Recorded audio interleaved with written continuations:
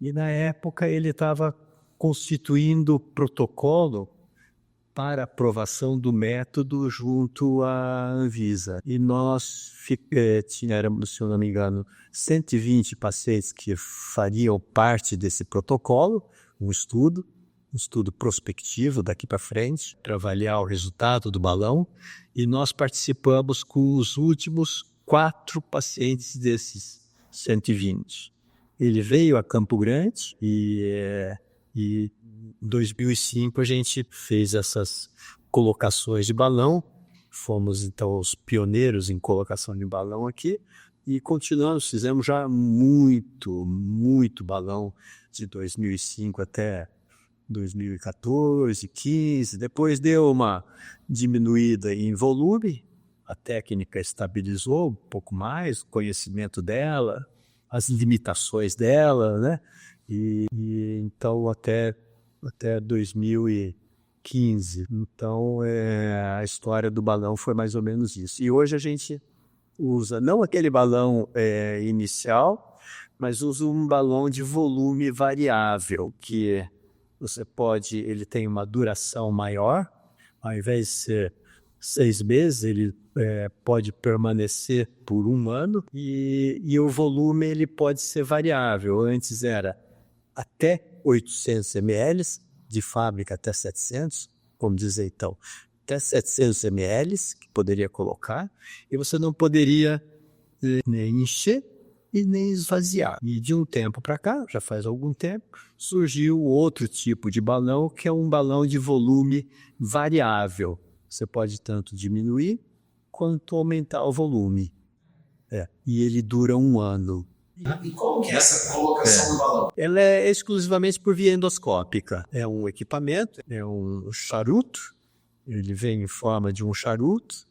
Esse charuto ele é introduzido pela boca, acompanhado pela endoscopia.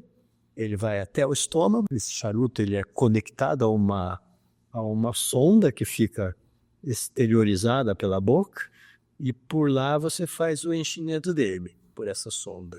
Que sal é isso? Enche com soro e com azul de metileno, que é um marcador, porque se ele vazar, o azul de metileno ele colore a urina fica esverdeada e as fezes ficam azuladas às vezes. Então ele funciona como um marcador para saber se o balão está vazando de alguma forma. E é todo mundo que pode colocar o balão, tem casos específicos. Hoje em dia ele é mais com um apelo mais funcional, é mais estético. Vamos dizer que assim, para colocar o balão, para ser elegível para o balão, tá? Ele tem que seguir alguns parâmetros, tá? Primeiro, ele tem que ser obeso, ou sobrepeso, ou obeso, tá? Ou muito obeso. O uso no muito obeso para diminuir o peso, o balão é usado para diminuir o peso, para diminuir depois o risco cirúrgico, entendeu? Paciente aí de 200 quilos, 250 quilos, tá? Eu ponho um balão de 200 quilos, vai para 160, e aí opera com risco operatório menor, tá? Ok? Os super obesos, tá? Os outros, tá? Serve como, às vezes, um tratamento de eleição mesmo. É aquilo que o paciente quer fazer, é aquilo que precisa fazer, mas ele tem que também, além do balão, ele tem os deveres, né? Ele tem os deveres que a gente tem que dar para ele, tem que deixar claro. E os deveres são, principalmente, corrigir a compulsão por comer, um transtorno de comer compulsivo, tá? Ele tem que corrigir isso. Esse transtorno é decorrente do estresse, da ansiedade, sabe aquela coisa de assaltar a geladeira, de comer tudo que tem lá, tá? Comer o que não pode, se auto-agredir com coisas que sabidamente não pode, 2 litros de Coca-Cola, tá? Então, o primeiro é isso. Uma lata de leite condensado? Tá? Não, isso só nas férias. Só nas férias com a Julia, minha filha, que adora. Então, o transtorno do comer compulsivo é uma coisa que tem que corrigir.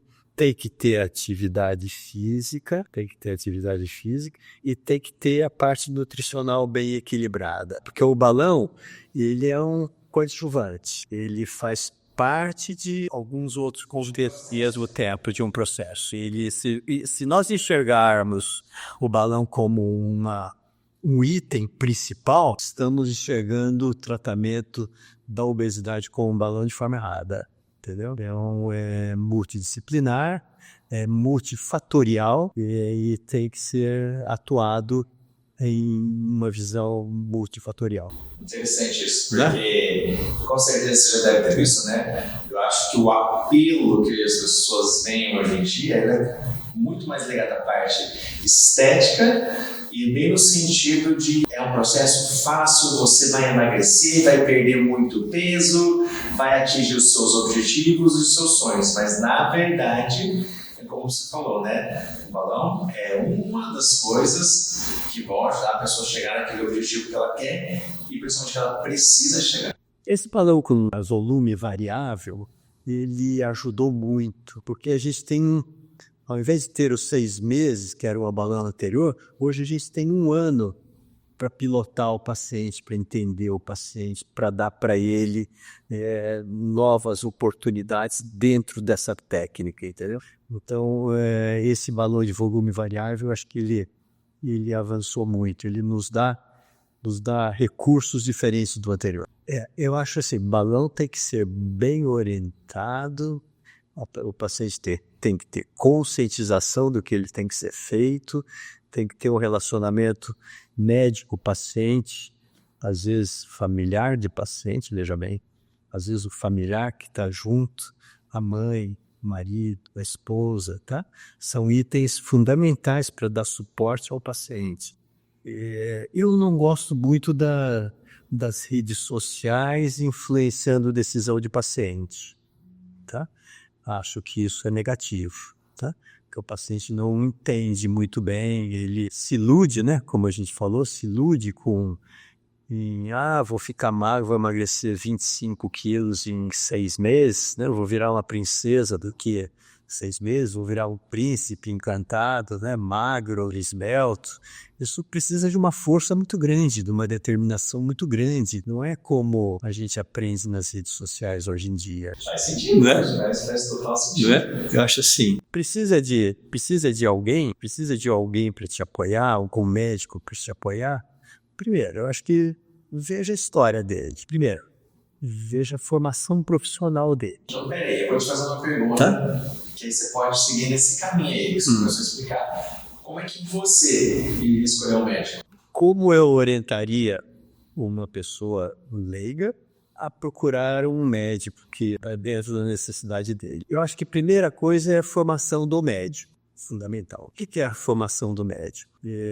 Hoje em dia é difícil isso. Hoje em dia eu acho que vai ficar cada vez mais difícil a formação médica e você identificar médicos que são qualificados para te atender. Mas hoje eu acho assim, eu penso, primeiro, ele tem que ser especialista. Explica para todo mundo o que é a diferença do médico generalista para o especialista. E aí tem um adendo que tem a questão do médico generalista, especialista e do médico que é pós-graduado, que tem uma especialização. Ok, vamos tentar estabelecer esse algoritmo de explicação. Primeiro assim, o médico ele se forma em 6 anos. Ele formou, pela lei, ele pode fazer o que quiser.